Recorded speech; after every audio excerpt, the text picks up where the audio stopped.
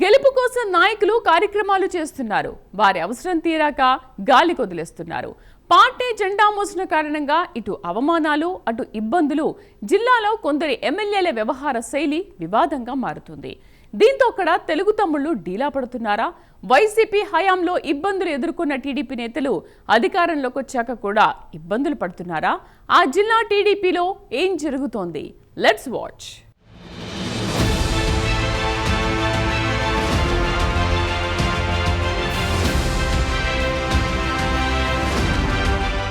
కర్నూలు జిల్లాలో టీడీపీ అనుకున్న స్థాయిలో సీట్లు గెలుచుకుంది. 7 సీట్లకు గాను 5 సీట్లు గెలుచుకుంది. ఈ స్థాయి విజయం గతంలో టీడీపీకి దక్కలేదు.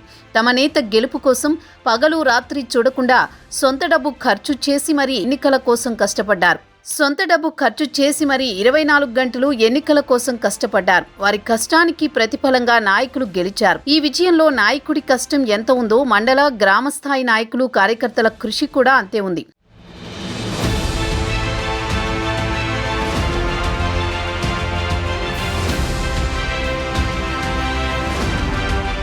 కొత్తగా గెలిచిన ఎమ్మెల్యేలు తమ అధికారాన్ని ప్రదర్శిస్తున్నారు. అధికారంలోకి వచ్చాక ఏడాదిలో ఎమిగనూరు, ఆదోని, పత్తికొండ నియోజకవర్గాల్లో ద్వితీయ శ్రేణి నాయకులు ఇబ్బందులు ఎదుర్కొంటున్నారు.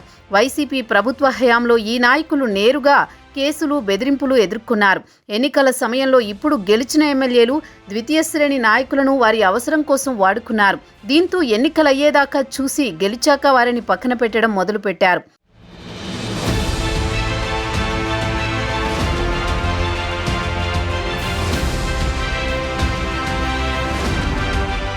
ఓ ఎమ్మెల్యే అయితే ఎన్నికల సమయంలో వైసీపీ నుంచి వచ్చిన నాయకులకు ప్రాధాన్యత ఇచ్చారు. టీడీపీ బలంగా ఉండే ప్రాంతాలలో ఎన్నికల ప్రచారానికి పంపించారు. ఆ నాయకులకు మద్దతుగా ప్రచారం చేయాలని టీడీపీ సీనియర్ నాయకులకు సూచించారు. తమను బెదిరించి తమపైన కేసులు పెట్టిన నాయకులను తీసుకొచ్చి వారితో ప్రచారం చేయమని చెప్పారట. దీంతో టీడీపీ ముఖ్య నాయకులు సైలెంట్ అయిపోయారు. ఎమ్మెల్యేగా గెలిచాక ఆయా కుటుంబాలను టార్గెట్ చేయడం మొదలుపెట్టారు.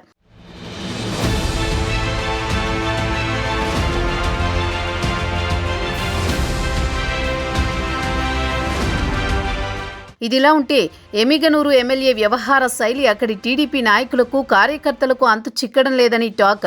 ఎన్నికల సమయంలో వైసీపీ నుంచి వచ్చిన నాయకులు అప్పటికే ఉన్న టీడీపీ సీనియర్ నాయకులను ఇబ్బంది పెట్టడం మొదలు పెట్టారు. ఎమ్మెల్యేగా గెలిచాక వైసీపీలో ఉండే నాయకులను టీడీపీలో చేర్చి వారికి నామినేటెడ్ పదవులు ఇచ్చారట.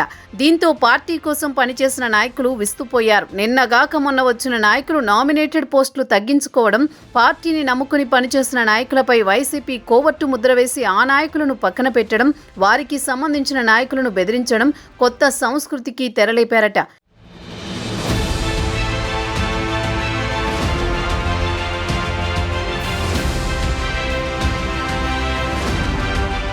ఇక ఆదోనిలో బీజేపీ వర్సెస్ టీడీపీ అన్నట్టుగా మారింది. బీజేపీ నుంచి గెలిచిన పార్థసారథి తమ నాయకులకు నామినేటెడ్ పోస్టులు, ఇతర వ్యవహారాల్లో బీజేపీకి చెందిన నాయకులకు ప్రాధాన్యత ఇస్తూ వచ్చారు.